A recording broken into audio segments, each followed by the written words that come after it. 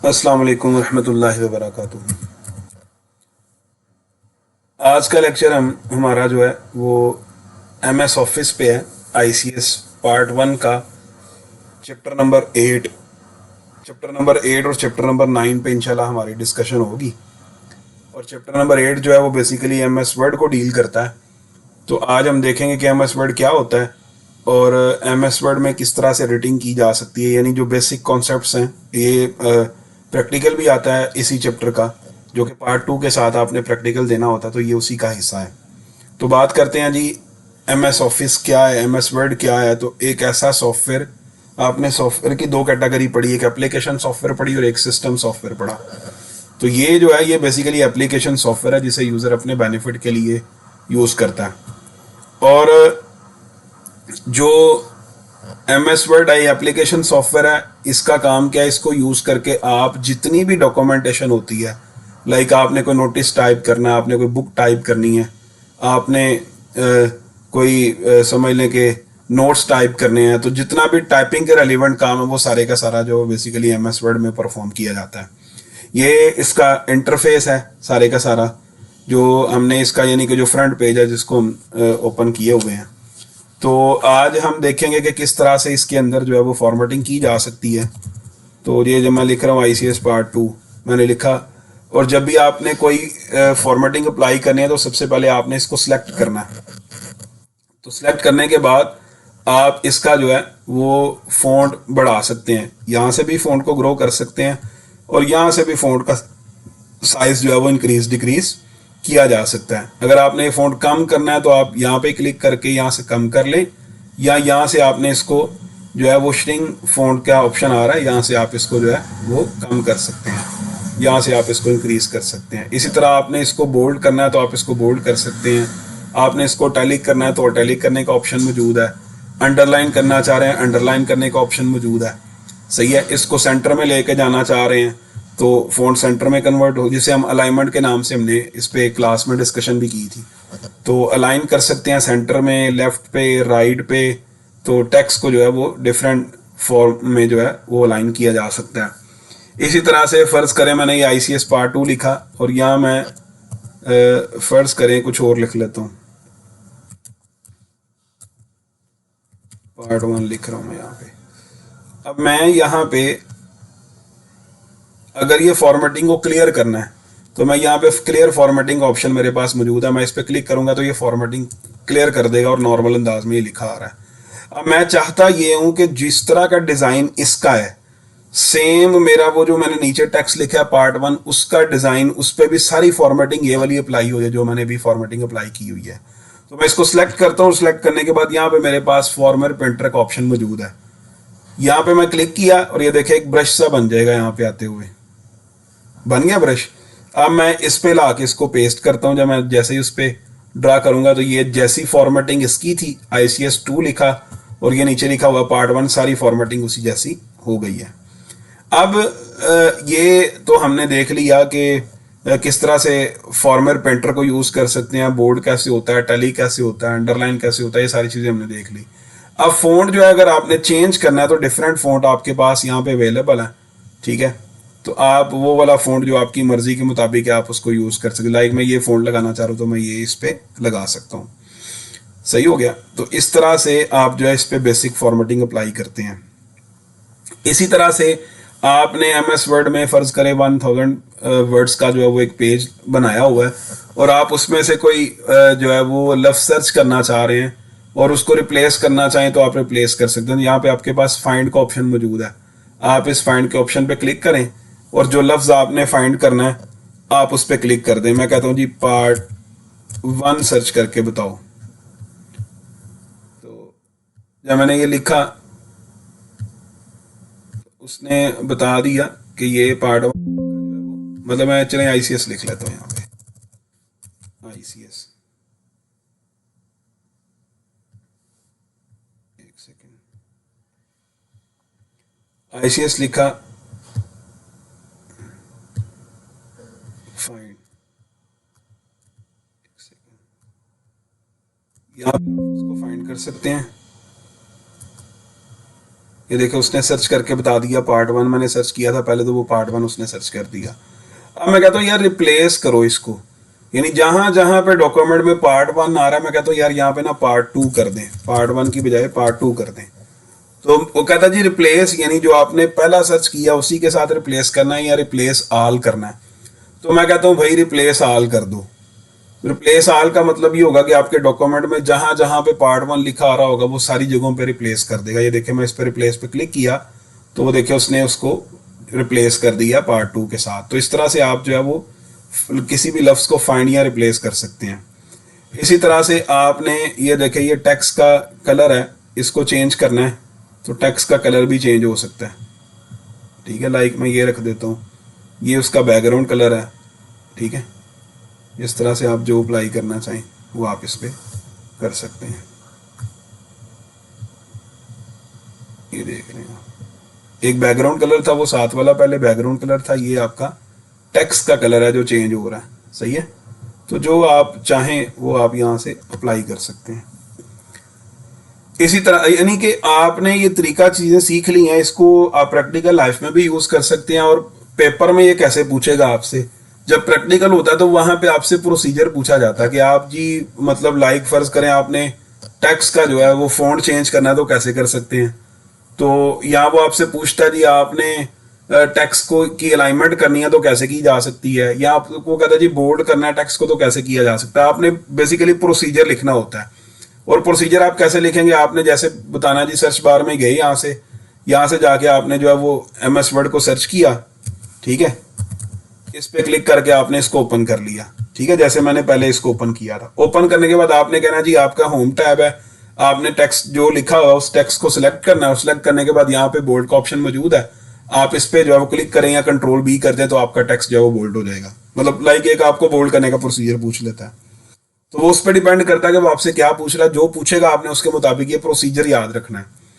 इसी तरह से ये हमने देख लिया मतलब कैसे टेक्स्ट पे फॉर्मेटिंग अप्लाई होती है, टेक्स्ट कैसे बोल्ड होता है। चले टेक्स्ट को कट कॉपी कैसे करते हैं, ये मैं इसको पार्ट 2 को सिलेक्ट कर रहा हूँ और यहाँ पे आपके पास जो है वो कॉपी का ऑप्शन है। कंट्रोल C करेंगे तब भी कॉपी हो जाएगा। तो मैं इस पे कॉपी कर लेता हूँ यहाँ से और यहाँ ला के कंट्रोल V करता हूँ। ये देखिएगा जरा, यहाँ पे मैं कंट्रोल V करता हूँ तो ये पेस्ट हो गया। ठीक है, मैं फिर कंट्रोल V करता हूँ फिर पेस्ट हो गया। ठीक है, अब मैंने इसको कट करना है, मैं इसको सिलेक्ट कर लूँ। यहाँ पे ये देखें मेरे पास कट का ऑप्शन मौजूद है।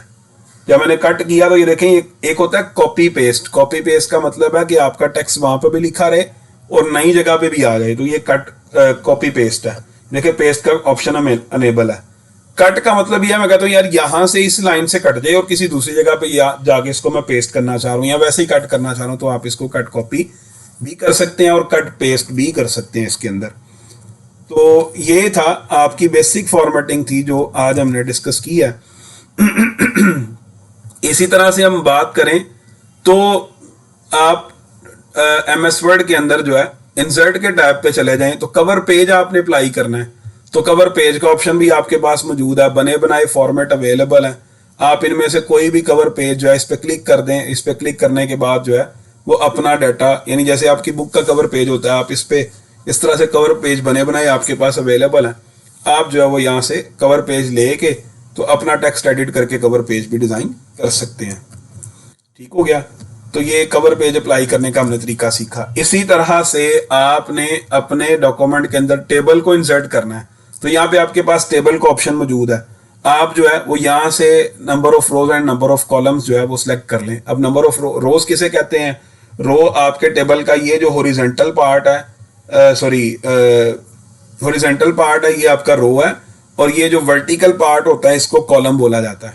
ठीक है, तो आप यहाँ से नंबर ऑफ रोज या नंबर ऑफ कॉलम जितने आपको रिक्वायर्ड है, आप जो है वो यहाँ से number of rows and number of columns जो है वो ले सकते हैं, लगा सकते हैं, सिलेक्ट कर सकते हैं। या इससे ज्यादा आपको नंबर ऑफ कॉलम्स चाहिए तो आप इंसर्ट टेबल के ऑप्शन पे चले जाएं और यहाँ पे जाके आप जो है वो जितने रोज एंड जितने कॉलम्स आपको रिक्वायर्ड है आप यहाँ से उसको इंक्रीज कर सकते हो।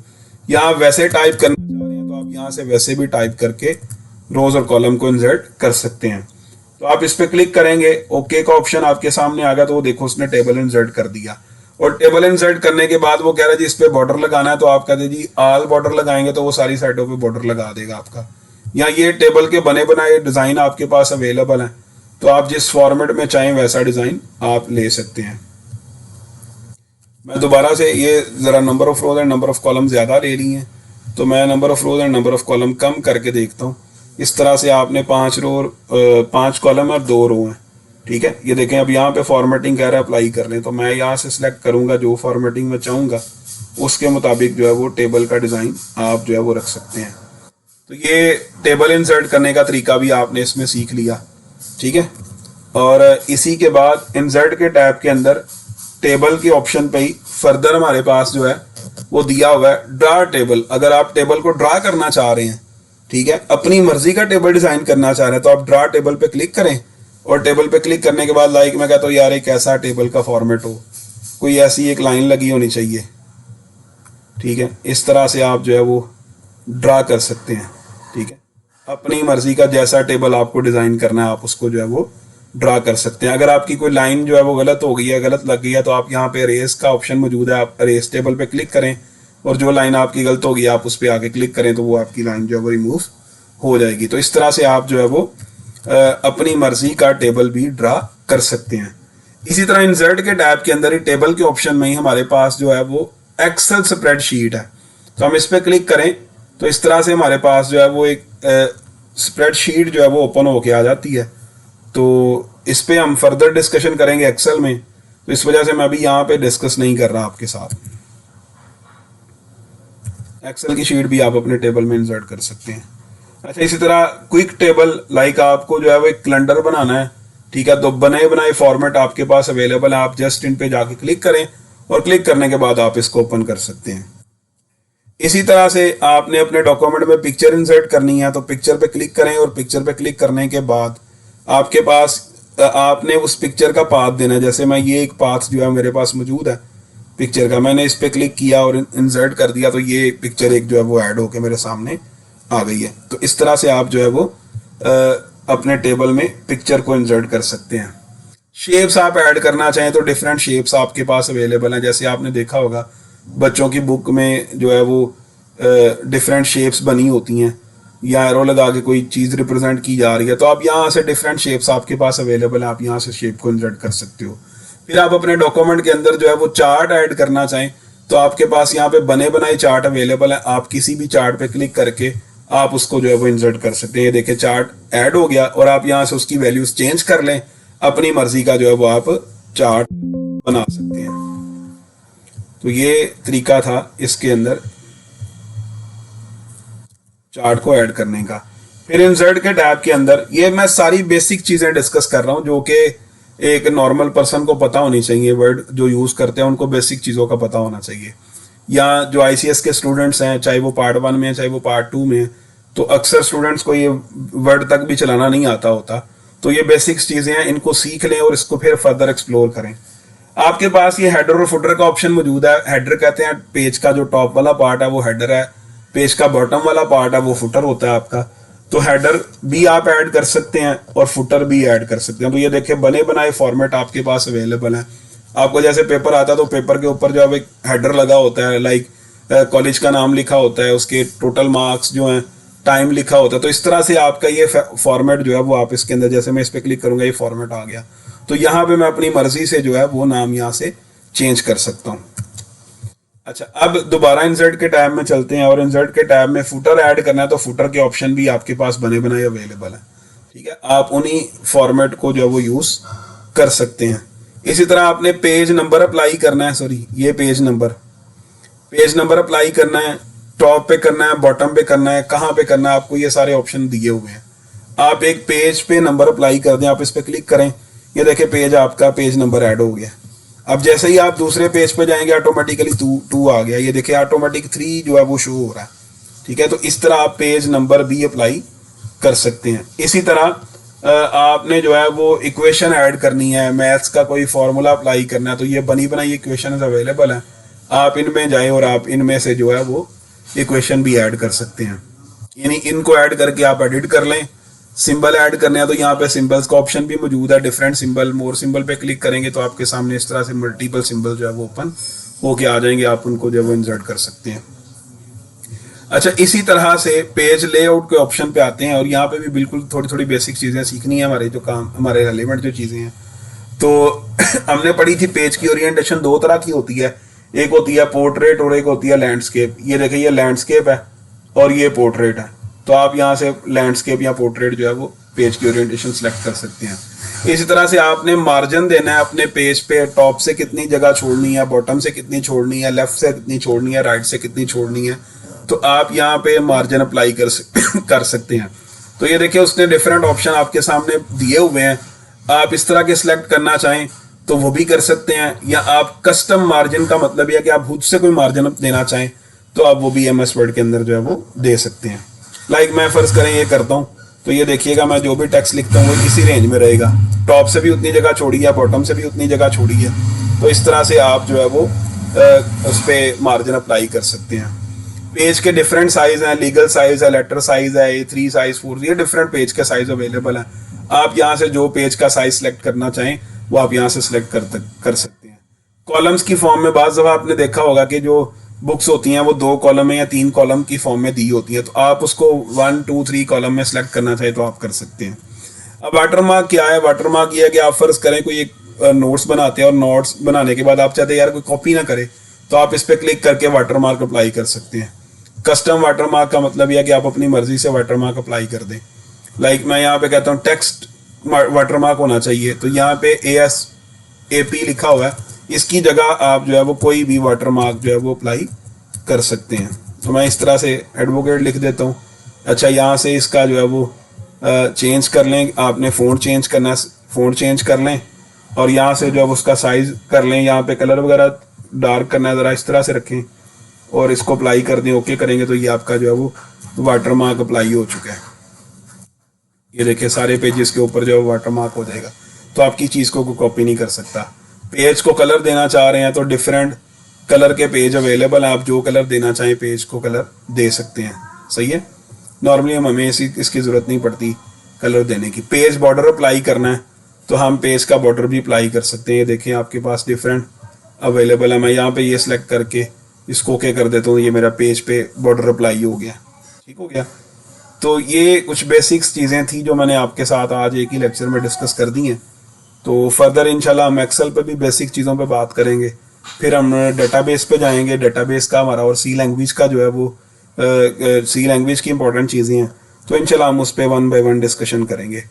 अगर आपको ये वीडियो पसंद आई है तो आपसे ये गुजारिश है कि मेरे चैनल को सब्सक्राइब कर दें, ठीक है, और इस पर कमेंट भी किया करें, इसको व्यू भी किया करें और अपने दोस्तों से शेयर भी किया करें। बहुत शुक्रिया जी, अल्लाह हाफिज़।